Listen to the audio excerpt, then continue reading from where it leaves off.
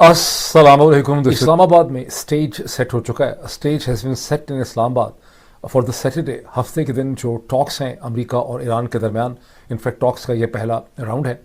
इस्लामाबाद के बहुत बड़े हिस्से जो हैं उनमें कर्फ्यू की सी सूरत हाल है। रावलपिंडी के अंदर भी बहुत बड़े हिस्सों में यही सूरत हाल है। ख़ास करके नूर खान एयर बेस, जहाँ पर इंटरनेशनल डेलीगेट्स ने ईरान और अमेरिका, ईरान के तो मेरे ख्याल डेलीगेट आ चुके हैं, ये पता नहीं हमें कि सारे आ चुके हैं, कौन कौन आया है, लेकिन हम तवक्को करते हैं कि डॉक्टर अब्बास अरगची जो फॉरेन मिनिस्टर हैं, उनकी जो पार्लियामेंट के स्पीकर हैं जनाब बाकर कालिबाफ जो हैं, वो इस्लामाबाद जो हैं पहुंच चुके हैं। अमेरिका के वाइस प्रेसिडेंट जेडी वैंस जो हैं, उनसे बहुत घंटे पहले, अब से कोई आप कह सकते हैं कि तकरीबन 6-7 घंटे पहले मैंने लाख फ्लैश देखा था कि वो पाकिस्तान के लिए निकल चुके हैं। लेकिन जाहिर है कि ये 14 घंटे का कम से कम सफ़र होगा, 14-15 घंटे का डायरेक्ट फ़्लाइट होगी, तो अभी तक शायद वो नहीं पहुँचे होंगे। बहरहाल आप कह सकते हैं कि स्टेज हैज़ बीन सेट। अब इसमें हमने अब वक्त है कि हम इसका एनालिसिस कर सकेंगे, जो चीज़ होने चली है इसकी हकीकत इस स्टेज के ऊपर क्या है और इसके अंदर किस किस्म की हिकमत अमली है दोनों साइड्स की, और अमेरिका के डोनाल्ड सदर जो हैं वो इसको कैसे हैंडल करना चाह रहे हैं। जितना भी ग्लोबल एनालिसिस मैंने देखा है इसके हवाले से, उसमें सारा जोर इस चीज़ के ऊपर है कि ईरान का जो एजेंडा है वो बहुत ही एम्बिशियस है। ईरान और अमेरिका की जो डिमांड्स और एक्सपेक्टेशंस हैं उसमें बहुत ज़्यादा फ़र्क है, इसलिए ये टॉक्स जो हैं कामयाब नहीं हो सकेंगी, ये स्टेलमेट होगा, ये सूरत हाल इसी तरह से कंटिन्यू करेगी, लटक जाएगी ये सूरत हाल। इसके साथ ही हम देख रहे हैं कि अमेरिका के सदर डोनाल्ड ट्रंप जो हैं, कुछ चीज़ें पब्लिश हो रही हैं, कुछ चीज़ें पब्लिश नहीं हुई, लेकिन समझ ये आ रही है कि वो जो North Atlantic Treaty Organization alliance है उसके ऊपर बहुत ज़्यादा दबाव दे रहे हैं कि नेटो जो है वो एक नेवल फोर्स खड़ी करे जिसमें माइन स्वीपर्स हों, और वो आके स्ट्रेट ऑफ होर्मुज़ को खोलने और उसको रिज्यूम करने में। तो इसकी कुछ तो हेडलाइंस छप रही हैं, लेकिन कुछ मैंने सुना है कि कुछ चीज़ें छप नहीं रही, और इस पर बहुत ज़्यादा प्रोग्रेस है कि नेटो एक फ़ोर्स खड़ी करे स्ट्रेट ऑफ होर्मुज़ को खोलने के लिए, ताकि वहाँ से ट्रेड और ख़ास करके ऑयल का ट्रेड जो है वो कंटिन्यू कर सके। यानी जंग से जो चीज़ हासिल नहीं कर सके डोनाल्ड ट्रंप, वो अब इसको एक इंटरनेशनल प्रेशर से और डिप्लोमेसी के ज़रिए हासिल करना चाहते हैं। और इसी हवाले से नेटो के सेक्रेटरी जनरल मार्क रटे जो हैं वो वाशिंगटन में मौजूद हैं गुज़िश्ता 2-3 दिन से, और बुध के दिन में उनकी डोनाल्ड ट्रंप के साथ एक मुलाकात हुई, जिसका हाल और कैफियत उन्होंने खासी परेशानी में रोनाल्ड रेगन इंस्टीट्यूट में बात करते हुए उन्होंने बताई। जब उन्होंने बताया कि जो है नेटो के बहुत से ममालिक को समझ नहीं आया कि हमसे क्या मांगा जा रहा है। जब उनको समझ आया, चूँकि हमसे कंसल्ट नहीं किया गया था, तो हमने अमेरिका को बेसिस देने की, लॉजिस्टिक देने की तमाम ममालिक ने बहुत ज़्यादा कोशिश की है, और भी कोशिश की जा रही है, एफ़र्ट की जा रही है, वगैरह वगैरह उन्होंने किया। अब एफ़र्ट में यह है कि ट्रंप ने, क्योंकि नेटो के ममालिक अभी भी वो फोर्स क्रिएट नहीं कर रहे, और फ्रांस की तो स्टेटमेंट है कि पहले जंग ख़त्म हो जाए तो उसके बाद ये फोर्स आके कोई काम कर सकती है। और ट्रंप मसलसल ट्रूथ सोशल के ऊपर स्टेटमेंट्स दे के, अपने ट्वीट्स के ज़रिए पोजीशन लेके वो नेटो के ऊपर अपने दबाव को बढ़ा रहे हैं। फॉर इंस्टेंस अब ट्रूथ सोशल में उन्होंने ये कह दिया है कि हमारा अपना नेटो जो है वो बड़ा डिसअपॉइंटिंग था जब हमें उसकी मदद की ज़रूरत थी, हमारे अपने नेटो ने हमारे लिए कुछ नहीं किया। और जो पहले उनकी स्टेटमेंट थी, जो बरतानिया के अखबार टेलीग्राफ से बात करते हुए उन्होंने दी थी कि मैं नेटो से सीरियसली सोच रहा हूँ कि जो 32 ममालिक का अलायंस है इससे अमेरिका विड्रॉ कर जाए।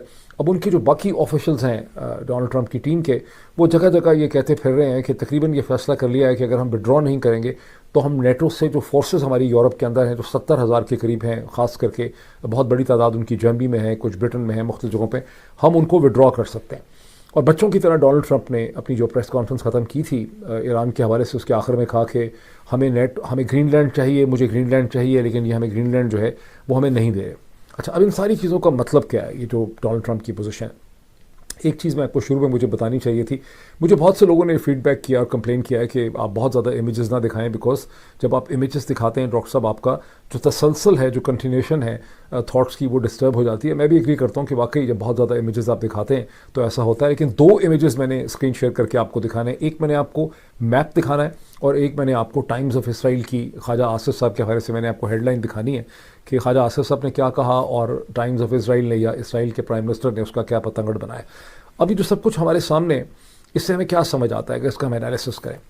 इससे हमें समझ ये आता है, अल्लाह करे कि मैं गलत हूँ और मेरा ये एनालिसिस बिल्कुल गलत हो, लेकिन जो समझ आती है चीज़ कि अमेरिका के सदर डोनाल्ड ट्रंप इन टॉक्स के हवाले से बिल्कुल भी सीरियस नहीं है, इसमें उनकी कोई सिंसेरिटी नहीं है, और उनका वाहिद गोल जो यहाँ पे है वो ये है कि किसी तरह से स्ट्रेट ऑफ हॉर्मज़ को एक दफ़ा हम रिज्यूम कर दें, स्ट्रेट ऑफ हॉर्मज़ एक दफ़ा जब खुल जाएगी तो वो दोबारा बंद नहीं हो सकेगी। हालांकि अगर आप स्ट्रेट ऑफ हॉर्मज़ का नक्शा देखें या उसकी तस्वीरें देखें तो आपको समझ आती है कि वो पैसेज वे इतना नैरो है कि कुछ भी अगर फड्डा हो जाए हल्का फुल्का सा भी तो वो दोबारा भी बंद हो सकती है और क्राइसिस मच सकता है। लेकिन वो एक मॉरल फोर्स जनरेट करना चाह रहे हैं, एक ऐसी मॉरल फोर्स जिसको आपने कई दफ़ा सुना होगा अंग्रेज़ी में कि कहते हैं कि द इवेंट्स टेक ओवर। ये चीज़ कि हमने ईरान की टॉप लीडरशिप मार डाली, उनके हेड ऑफ द स्टेट को मार डाला, हज़ारों लोगों को हमने कत्ल कर दिया, हमने hundreds of billions of dollars का इंफ्रास्ट्रक्चर डिस्ट्रॉय कर दिया। जैसे जैसे वक्त गुजरता चला जाएगा इस चीज़ की अहमियत कम होती चली जाएगी, ज़्यादा अहमियत हो जाएगी कि इंटरनेशनल ट्रेड डिसरप्टेड है, स्ट्रेट ऑफ हॉर्मज़ जो है वो नहीं खुली हुई, जो एक्चुअली खुली हुई है लेकिन प्रैक्टिकली उसमें से ट्रैफिक नहीं हो रही। और जितना एनालिसिस इस हिसाब से आप देखें छप रहा है सारी दुनिया में, अमेरिका के अंदर मैंने देखा बरतानिया के अखबार, अमेरिका के अखबार, think tank analysis, foreign policy, foreign affairs, उसमें सारा एनालिसिस ये है कि स्ट्रेट ऑफ हॉर्मज़ बंद है, दुनिया के ट्रेड और ऑयल प्राइसेस हैं, उसमें जो पेट्रोलियम है उसकी प्राइसेस कहाँ चली गई हैं, जो जेट फ्यूल है उसकी प्राइसेस कहाँ चली गई हैं। मैंने एक एनालिसिस देखा एक एक्सपर्ट का फॉरेन पॉलिसी के अंदर जो कहते हैं कि लोग सिर्फ क्रूड की बात कर रहे हैं लेकिन LNG की भी बड़ी डिपेंडेंस है, तो गैस की भी प्राइसेस कहाँ चली गई। जो चीज़ एनालिसिस में आपको कहीं नज़र नहीं आ रही, जो टोटली एब्सेंट है, वो ये कि भाई इस मुल्क ईरान के ऊपर जिस पे 40 दिन, पूरे 40 दिन 39 डेज़ की वॉर थी, 40 दिन जो इस ईरान के ऊपर बॉम्बिंग की गई है जिसमें 20,000 से ज़्यादा बम फेंके गए हैं। खुद अमेरिका के जो लास्ट मेरा ख्याल है 15-16 हज़ार तो अमेरिका ने ही बम फेंक दिए हैं और इसराइल ने भी 10,000 फेंके हैं। तो ये जो 20-25 हज़ार बम फेंके गए हैं, 2-2 हज़ार, 1,000 पाउंड, 2,000 पाउंड, 5,000 पाउंड के बम फेंके गए हैं, इससे इस मुल्क में कितना नुकसान हुआ है। और वो जो नुकसान हुआ है एक ऐसे मुल्क में, उसे कैसे रिकन्स्ट्रक्ट करेगा ये मुल्क, मतलब वो कैसे इसकी रिकन्स्ट्रक्शन होगी और इसके इकोनॉमिक कॉन्सिक्वेंसेस क्या हैं 92 मिलियन लोगों के लिए, यानी 9.25 करोड़ लोगों के लिए, जिसमें छोटे बच्चे हैं, बूढ़े लोग हैं, बीमार लोग हैं, उसमें बच्चे हैं, स्टूडेंट हैं, हाउस वाइफ्स हैं, इंडस्ट्रियल वर्कर है, लेबर है, उसमें सारे IRGC के तो लोग नहीं हैं ये 92 मिलियन। तो इनकी ज़िंदगी जो है वो डिस्टर्ब हो गई है। इनके इकोनॉमिक इम्प्लिकेशंस क्या हैं, कॉन्सिक्वेंसेस क्या हैं एक ऐसे मुल्क पे जिस पे पहले ही हर किस्म की ट्रेड सैंक्शन है, तेल वो उसकी नॉर्मल प्राइसेस पे नहीं बेच सकते। अगर मार्केट पे तेल $90 का था तो वो $45 का बेच रहे थे, अगर $70 का था तो वो $40 का बेच रहे थे, बेच नहीं पा रहे थे, प्रोडक्शन बहुत थोड़ी थी, इन्वेस्टमेंट नहीं आ सकती, टेक्नोलॉजी ट्रांसफ़र नहीं हो सकती। तो इस मुल्क का क्या होगा जिसको कि आपने तोड़ फोड़ के रख दिए, ख़ास करके जब उस पर सैंक्शंस हैं। अब मैंने एक्सक्यूज़ में देखा, हमारे फेवरेट जो हैं बराक राबित की एक स्टोरी मैंने देखी जिसमें वो कहते हैं कि एक उन्होंने दरमियान में जुमला लिखा, लेबनान के हवाले से स्टोरी थी, जिसमें उन्होंने कहा कि ट्रंप ने चालाकी ये की, ट्रंप ने क्या किया कि सीज़ फायर का अनाउंस करने के बाद ईरान के साथ टॉक्स का, उन्होंने नेतन्याहू को सिग्नल किया कि तुम लेबनान में अपनी जंग को लेबनान में इंटेंसिफाई कर सकते हो। अब डोनाल्ड ट्रंप उसको कह रहे हैं कि थोड़ा सा टोन डाउन करो ताकि मेरे ईरान के साथ जो डायलॉग या पीस है वो कहीं डिस्टर्ब इसके हवाले से ना हो जाए। एक और न्यूयॉर्क टाइम्स की स्टोरी है जो ये कहती है, अब ये जहन में रखें कि शहबाज शरीफ साहब ने जब ट्वीट किया, और न्यूयॉर्क टाइम्स की पहले मैं स्टोरी आपको शायद दिखा भी चुका हूँ, मैंने आपको दिखाया था स्क्रीन के ऊपर कि कैसे न्यूयॉर्क टाइम्स की स्टोरी ये कहती है कि शहबाज शरीफ साहब ने जो भी ट्वीट की, अपोजिशन ली, वो पहले वाइट हाउस उनको देख चुका था और वो एक तरह से उन्हें अप्रूव कर चुका था, जिसे वेटिंग कहते हैं, वो वेटेड थे। लेकिन अब वो न्यूयॉर्क टाइम्स की एक और स्टोरी जो है वो भूल ही गया कि पहले हमने क्या कहा है। वो कहते हैं कि पाकिस्तानी इसको पता नहीं कैसे कन्फ्यूजन हुई, इसराइल एंड डोनाल्ड ट्रंप तो बिल्कुल क्लियर थे कि लेबनान की जंग एक अलग चीज़ है, वो एक अलग जंग है, ये एक अलग जंग है। हालांकि अलग अलग जंगें नहीं थी, ये एक ही वक्त में प्लान की गई थी। ये भी न्यूयॉर्क टाइम्स स्ट्रोक हारिस की एक स्टोरी थी जो मैंने आपको जनवरी में दिखाई थी कि कैसे लेबनान की जंग भी साइड बाय साइड प्लान की जा रही थी। तो ये कहते हैं कि पाकिस्तानियों को कन्फ्यूजन हुई है, लगता हुआ है, और JD वैंस ने एक स्टेटमेंट दी है इस हवाले से गुज़िश्ता 48 घंटों में कि ये जेन्युइन मिसअंडरस्टैंडिंग हो गई है पाकिस्तान को, अदरवाइज़ हमारा कभी भी ये प्लान नहीं था कि लेबनान की जंग इसका हिस्सा है। सो फिर इससे क्या पता चलता है? इससे आपको ये पता चलता है कि नेतन्याहू और डोनाल्ड ट्रंप के दरमियान में एक खेल खेला जा रहा है, और लेबनान की जंग को इंटेंसिफाई करने का जो सिग्नल अमेरिका के सदर ने नेतन्याहू को दिया, उसका मतलब था कि ईरान को दबाव में रखा जाए, ताकि ये भी एक बार्गेनिंग चिप है। जैसे ईरान ने स्ट्रेट ऑफ हॉर्मज़ कह दिया खुल गई है, खुली नहीं है, इसी तरह से ये भी इन्होंने दबाव पे रखने के लिए एक एंगल जो है वहाँ पे रखा। और आर्गूमेंट अब क्या है सारा का सारा स्ट्रेट ऑफ हॉर्मज़ को खुलवाने के लिए, जिसको बहुत अच्छी तरह से अमेरिका के जो एम्बेसडर हैं यूनाइटेड नेशन में, माइक वॉल्ट्स, उन्होंने कहा कि जो आबनाए हुरमज़ है वो एक नेचुरल वाटर वे है, वो कुछ सुएज़ कैनाल की तरह नहीं है, वो पनामा की तरह नहीं, खोद के नहीं बनाई गई। तो जो नेचुरल वाटर वेज होती हैं, उन्होंने उसकी 6-7 की उसकी एक लिस्ट दी कि इसमें से कोई टोल नहीं ले सकता, इसको बंद नहीं कर सकते। अक़वाम मुत्तहिदा का इंटरनेशनल कानून है जिसको United Nation convention on the law of the Seas कहते हैं। और अगर ऐसे होगा तो फिर तो स्ट्रेट ऑफ मलाका से भी इंडोनेशिया, सिंगापुर और मलेशिया जो हैं वहाँ से चार्ज करने लग जाएंगे, फिर किसी और जगह पे कोई और चार्ज करने लग जाएगा, फिर तुर्की चार्ज करने लग जाएगा किसी और जगह से। तो ऐसा हो नहीं सकता। और उसमें रेफ़र ऑफ कोर्स करते हैं United Nation convention on the law of the sea को उसमें रेफ़र किया जाता है। अब मैं चूँकि बात कर रहा हूँ ना कि इसमें सीरियसनेस नहीं है, और ये एक ऐसा आर्गूमेंट है जिसे एक आदमी नहीं, इसको दुनिया में पता नहीं कितने आर्टिकल इसके हिसाब से छप चुके हैं, बहुत से डिप्लोमेट्स इसकी बात करते हैं, बहुत से लोग इसको टेलीविज़न प्रोग्राम्स में डिस्कस करते हैं कि भाई ईरान ने ये बड़ी सख्त किस्म का डिमांड किया क्योंकि इंटरनेशनल लॉ की खिलाफ वर्जी है। तो कैसे हो सकता है? अब आप ज़रा गौर करें कि इंटरनेशनल लॉ में अक़वाम मुत्तहिदा के कानून कहाँ आपको ये इजाज़त देता है कि आप एक 92 मिलियन के मुल्क के लोगों के अंदर, जिसमें बच्चों से बूढ़े तक हैं, उस पर आप एक अनप्रोवोक्ड हमला कर दें, उसकी हेड ऑफ़ द स्टेट को मार डालें, उसकी जितनी top military civil political leadership है उसको मार दें। आप शायद सुन चुके होंगे कि कमाल खाराज़ाई जो फॉर्मर फॉरेन मिनिस्टर थे ईरान के, जो पाकिस्तान के साथ नेगोशिएशन में हिस्सा थे, जिनकी अहलिया के जाँ बहक होने का आप पहले सुन चुके हैं, अब वो खुद भी उनकी डेथ हो गई है गुज़िश्ता 24 घंटों में। तो आप सैकड़ों लोगों को मार डालें, उस मुल्क में हज़ारों लोगों को मार डालें, और ईरानी सिर्फ for reasons of their own PR public relations में लोगों के मोरल रखने के लिए ये नहीं बता रहे कि इन 20,000 से ज़्यादा जो एयर रेड्स किए गए हैं, ये बॉम्बिंग रेड्स किए गए हैं, उसमें ईरान का लॉस ऑफ लाइफ कितना हुआ।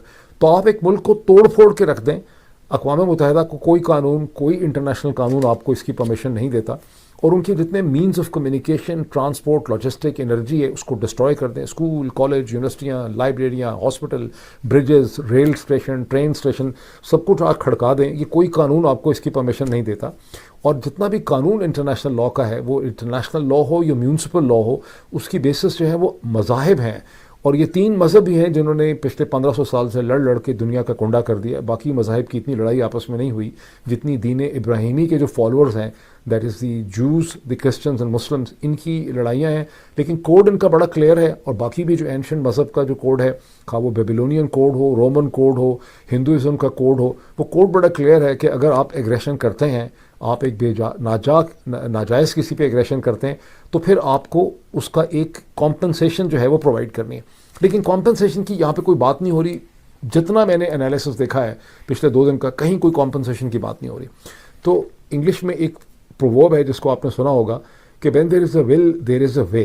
अगर डोनाल्ड ट्रंप की टीम का या मगरब की कोई विल है जेन्युइन नेगोशिएशन करने की, तो फिर आप इस स्टेज पे ऐसी न्यूज़ एनालिसिस देखते, ख़बरें देखते कि ये गौर किया जा रहा है कि भाई इनको कॉम्पनसेट आपने कैसे करना है, इनके ऊपर जो सैंक्शंस हैं वो उठाई जा सकती हैं, या इनको कुछ अरसे के लिए स्ट्रेट ऑफ हॉर्मज़ जो है उसके ऊपर से हम इनको अगर वॉर रेपरेशन नहीं दे सकते, बहुत मुश्किल है देना, डैमेजेस देना, मानना, तो फिर हम इनको ये कर सकते हैं कि कुछ अरसे के लिए इनको स्ट्रेट ऑफ हॉर्मज़ से हम एक रेवेन्यू या टोल जो है वो इकट्ठा करना दें। अब मैं इस सारी चीज़ के ऊपर फिर आता हूँ। अब मैं एक साइड इशू के ऊपर आता हूँ, और ये साइड इशू जो है जिसमें मैं आपको स्क्रीनशॉट भी दिखाऊंगा, ये साइड इशू है जहां पाकिस्तान के डिफेंस मिनिस्टर ख्वाजा आसिफ साहब ने एक बड़ी अनरीजनेबल किस्म का ट्वीट किया, जो नहीं करना चाहिए था, नाजायज़ था, ख़ास करके एक ऐसे मौके पे जबकि पाकिस्तान होस्ट प्ले कर रहा है नेगोशिएशन के लिए अमेरिका और ईरान के दरमियान में। ख्वाजा आसिफ साहब ने एक बड़ा गैर मुनासिब ऑब्जेक्शनेबल ट्वीट किया, पॉलिटिकली इनकरेक्ट, जिसको अब उन्होंने डिलीट भी कर दिया। लेकिन इसराइल के प्राइम मिनिस्टर बेंजामिन नेतन्याहू के ऑफिस ने उस पर बड़ा स्ट्रॉन्ग रिएक्शन किया, जिसकी हेडलाइन में भी आपको दिखाता हूँ। और उन्होंने कहा कि ये देखें, ये जो ट्रूस करने वाला मीडिएटर कंट्री कैसा न्यूट्रल कंट्री है कि इसने इसराइल की तबाही की, उसकी एनहिलेशन की, उसको तबाह बर्बाद कर देने की इसने बात की है। हम इस मुल्क के ऊपर कैसे ट्रस्ट कर सकते हैं? अब आपकी जानी पहचानी शख्सियत पाकिस्तान के मशहूर पॉडकास्टर, वीलॉगर, पॉलिटिशियन जनाब डॉक्टर शहबाज गिल साहब का मैं ट्वीट देख रहा था, वीलॉग, चंद घंटे पहले। वो ये कहते हैं कि डॉक्टर के ख्वाजा आसिफ साहब ने मशरूबात और जूसेस के, यानी कोई उन्होंने नशा के जूस लिए होंगे, उसके इन्फ्लुएंस में, वो कहते हैं जूस बहुत पीते हैं रात को, तो उसके इन्फ्लुएंस में ख्वाजा साहब ने ये ट्वीट कर दिया। हो सकता है ऐसा ही हो। और मैं बड़ा खैर इंट्रीग हुआ कि ख्वाजा आसिफ साहब पाकिस्तान के डिफेंस मिनिस्टर, ऐसे मौके पे उन्होंने इतना गैर जिम्मेदाराना किस्म का ट्वीट जो है वो क्यों किया है। और फिर मुझे सस्पेशन ये भी थी, शक था कि ऐसा तो नहीं कि ख्वाजा आसिफ साहब कोई साजिश यहाँ पे कर रहे हैं इस पूरे प्रोसेस के लिए, उनको कहा गया है कि आप ऐसी ट्वीट कर दें ताकि इसराइल के हाथ में एक हैंडल आ जाए। तो मैंने जाके टाइम्स ऑफ इसराइल से जो उसकी एक्चुअल किसी ने मुझे स्टोरी भेजी, तो ख्वाजा आसिफ साहब का ट्वीट तो डिलीट हो गया, लेकिन उस ट्वीट की जो वर्डिंग है वो इंग्लिश में मेरे पास है, और वो ٹویٹ یہ کہتا ہے کہ آئی ہوپ اینڈ پرے، جس کا مین آپریٹو پارٹ ہے جس پہ کہ اسرائیل کے پرائم منسٹر کا بہت ریئیکشن ہے، ان کے آفس کا ریئیکشن ہے کہ آئی hope and pray the people who created the state of Israel on Palestinian land on the cancer state of Israel on the Palestinian land to get rid of the European Jews burn in hell. اب ہم اس کو actually مجھے اجازت دیں کہ میں تھوڑا سا اسکرین شیئرنگ کر لوں بیکاز سینگ از بلیونگ. یہ میرے سامنے آ جاتا ہے، یہ ہے Israel denounces the truce mediator Pakistan after its defence minister calls Israel curse for humanity cancers. ٹھیک، اب اس نیچے آ کے ایگزیکٹ پارٹ ان کا اگر پڑھ لیں تو بڑا ہمارا فائدہ ہو جائے گا. وہ کہتے ہیں کہ ان اے پوسٹ آن ایکس، یہ آپ دیکھتے جائیں، in a post on X, Khaja Asif claimed that as peace talks are underway in Islamabad, genocide is being committed in Lebanon. یہاں تو بات بالکل ٹھیک ہے. Innocent citizens are being killed by Israel, وہ بھی ٹھیک ہے. First Gaza, then Iran, and now Lebanon. Bloodletting continues unabated. یہاں تک بات ان کی ٹھیک ہے. I hope and pray. اب یہ وہ چیز ہے جس کے اوپر اسرائیل نے بہت ریئیکشن کیا، اور یہ نوٹ فاؤنڈ آپ دیکھ سکتے ہیں کہ پہلے ٹویٹ یہاں لگا تھا جو اب نہیں ہے. I hope and pray people who created this cancer state on Palestinian land to get rid of European Jews burn in hell, he added. اب دوبارہ اس کو سنیں. I hope and pray people، یہاں ہونا چاہیے I hope and pray کوما، میں چاہوں گا، میری دعا ہے، people who created this cancer state، وہ لوگ جنہوں نے یہ کینسر اسٹیٹ، یہ انہوں نے ایک یعنی یہ کینسر والی جگہ پیدا کی ہے on Palestinian land to get rid of the European Jews, وہ لوگ جنہوں نے یہ کینسر اسٹیٹ بنائی تھی یورپین جوز سے جان چھڑانے کے لیے، they should burn in hell، وہ اسے کہتے ہیں دوزخ میں جلیں، ہی ایڈڈ. ٹھیک، اچھا اس کا کیا مطلب ہے؟ اس کا مطلب وہ کہہ رہے ہیں کہ وہ لوگ جنہوں نے زائنسٹ اسٹیٹ بنائی تھی 20th سینچری کے شروع میں، یورپ کے ڈیسیجن میکرز نے یا ان زائنسٹ نے، انہوں نے چونکہ بہت بڑا جرم کیا، انہوں نے ایک مسئلہ پیدا کیا، اس لیے انہیں دوزخ میں جلنا چاہیے. وہ یہ نہیں کہہ رہے کہ اسرائیل کی اسٹیٹ کو یا اسرائیل کے لوگوں کو ختم ہو جانا چاہیے، انہیلیٹ ہو جانا چاہیے، تباہ ہو جانا چاہیے، لیکن اسرائیلیوں کی کچھ مطلب پالیٹکس اس قسم کی ہے، یہ پیور پالیٹکس ہو رہی ہے. ٹھیک ہے، اب انہوں نے اس کی ڈیفینیشن یہ دی ہے کہ responding to Asif, prime minister Benjamin Netanyahu's office says his call for Israel's annihilation is outrageous. کہاں کہا ہے خواجہ آصف نے کہ یہ دیکھ لیں، Israel is evil and a curse for humanity while peace talks are underway in Islamabad, genocide is being committed in Lebanon, innocent citizens are being killed by Israel, first Gaza, then Iran, and now Lebanon. ہر جگہ مار رہے ہیں. Bloodletting continues unabated. I hope and pray people who created this، یہ میں نے آپ کو بتا دیا. I hope and pray people who created this cancer state on Palestinian land، جنہوں نے یہ کینسر اسٹیٹ کھڑی کی تھی، یعنی انیشیل زائنسٹ جو تھے، to get rid of the European, یہ بڑا اس میں جو آپریٹو پارٹ ہے نا، to get rid of the European Jews, جنہوں نے یورپین جوز سے جان چھڑانے کے لیے. ایک بہت بڑا آرگومنٹ ہے کہ یورپ کے لوگوں نے، جنہوں نے نازیز نے اور لوگوں نے یورپین جوز کو وہاں بجائے اس کے کہ ان کو رہنے دیتے، ان کی زندگی اجیرن کر دی، ان کی زندگی عذاب کر دی. روس میں بھی یہی مسئلہ تھا، پولینڈ میں بھی یہی مسئلہ تھا، یوکرین کے اندر یہ مسئلہ تھا، انگلینڈ میں یہ مسئلہ تھا، ہر جگہ ان کو تنگ کرتے تھے.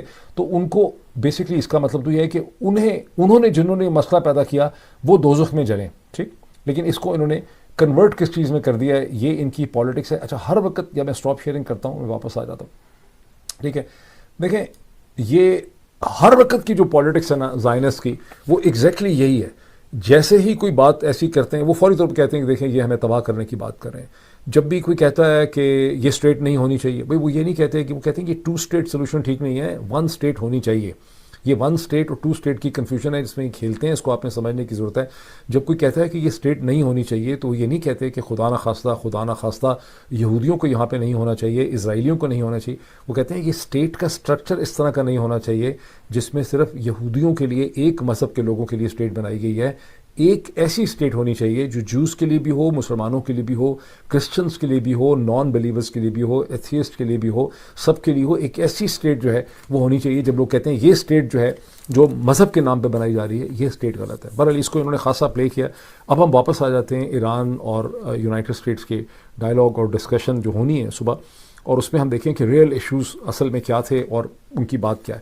امریکہ اور اسرائیل کی کیا ہے ساری کھپ کہ ایران کے پاس نیوکلیئر ویپنز نہیں ہونے چاہیے، اس کے پاس انرچ یورینیم نہیں ہونا چاہیے، اس کے پاس یہ خطرناک میسائلز نہیں ہونے چاہیے، اور اس کی جو پراکسیز ہیں، جو ایکسیس اور ریزسٹنس ہے، اس کو سپورٹ نہیں کرنی چاہیے حزب اللہ کو، حماس کا تو آج کل ذکر ہی نہیں ہے، تو مار کھپ گئی ہے، اور ہوتیز ہیں اور عراق کے اندر ملیشیاز ہیں.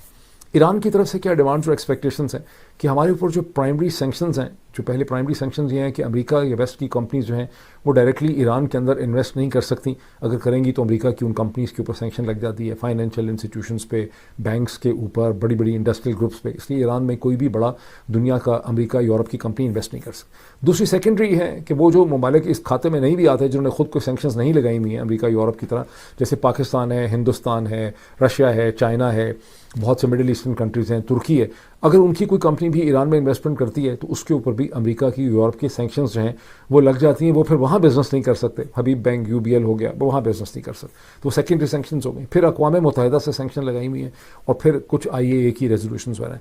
تو وہ یہ کہتے ہیں کہ ہمارے سے آپ یہ ہٹا دیں, ان ریٹرن وہ نیوکلیئر کے اوپر ہر ممکنہ قسم کا کمپرومائز سے ڈیل کرنے کے لیے تیار ہے.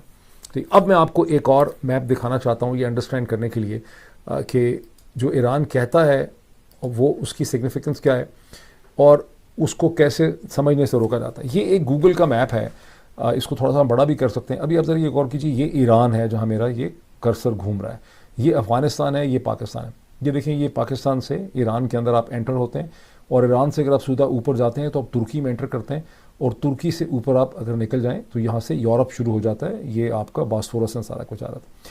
جو نیچرل ہسٹوریکل جغرافیکل کنٹینم ہے پچھلے 2000 سال کا ٹریڈ کا اور اس پورے علاقے کی ڈیولپمنٹ کا, وہ اور خاص کر جو مسلم سویلائزیشن ہے جب سے پچھلے 1500 سال میں, وہ یہ ترکیہ اور ترکی سے ایران اور ایران سے پاکستان. انفیکٹ جب پاکستان, ایران اور ترکی تینوں کلائنٹ اسٹیٹ تھے امریکہ کی, تو ان کے درمیان ایک ایگریمنٹ تھا ریجنل کوآپریشن اینڈ ڈیولپمنٹ کا, RCD.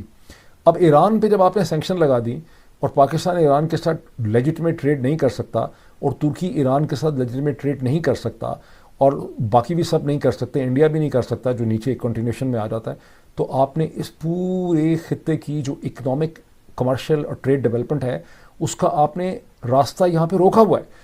اب دیکھیں, ایران اور پاکستان کے درمیان میں, اور جس میں ہندوستان کو بھی حصہ بننا تھا, جو IPI تھی, India Pakistan Iran pipe line جو تھی, وہ ایک بہت سستی انرجی مل سکتی تھی پاکستان کو, ہندوستان کو مل سکتی تھی. ابھی سارا جھگڑا یہ اسٹریٹ آف ہارمز کے اوپر, جس کے اوپر یہ دہائی دی جا رہی ہے کہ دنیا کی انرجی افیکٹ ہو گئی تو ہمارا جیٹ فیول ہو گیا, تو گیس ہماری آتی تھی یہاں سے, یہ ہے وہ اسٹریٹ آف ہارمز.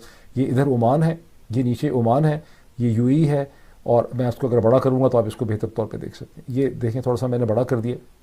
یہ اسٹریٹ آف ہارمز ہے, یہ آپ کو UAE نظر آتا ہے, یہ اس کے نیچے یہ عمان ہے, اور یہ اسے کہتے ہیں سارا کا سارا ایران ہے. کیوں نہیں یہ اس کو حاصل کر سکتے کہ یہ 300 میل یا 300 کلومیٹر کا سارا ایریا ہے, تو اگر آپ نے آنا ہے تو پھر آپ پورے کو ہی آکیوپائی کرنا پڑ جائے گا. پورے کو آکیوپائی کریں گے تو پیچھے ایران ہے, تو ایک ایسی لڑائی شروع ہو جائے گی جو کئی سال ختم نہیں ہوگی جب تک کہ آپ ایران کو پورا کچل دیں. تو اسی لیے یہاں سے اب سوچ رہے ہیں کہ نیٹو کو کسی طرح سے لایا جائے.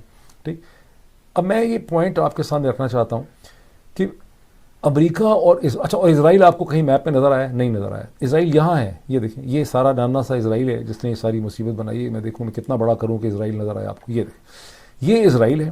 یہ سائز اسرائیل کا دیکھیں, میں ایک برا لفظ استعمال نہیں کرنا چاہتا. ٹھیک, یہ ایجپٹ کا سائز دیکھیں, یہ اسرائیل کا سائز دیکھیں, یہ چھوٹا سا لبنان ہے, یہ سعودی عرب ہے. یہ ایران کا سائز دیکھیں, یہ سعودی عرب کا سائز دیکھیں, عراق کا سائز دیکھیں, اور دیکھیں کہ کیا طوفان اس چھوٹی سی آؤٹ پوسٹ نے, یہ جو کلونیل آؤٹ پوسٹ ہے, اس نے یہاں پہ کھڑا کیا ہوا ہے. پورے خطے کی جو ڈیولپمنٹ ہے ہم سب کی, اس کو انہوں نے ان سینکشنز کے ذریعے 50 سال سے روک کے رکھا ہوا ہے.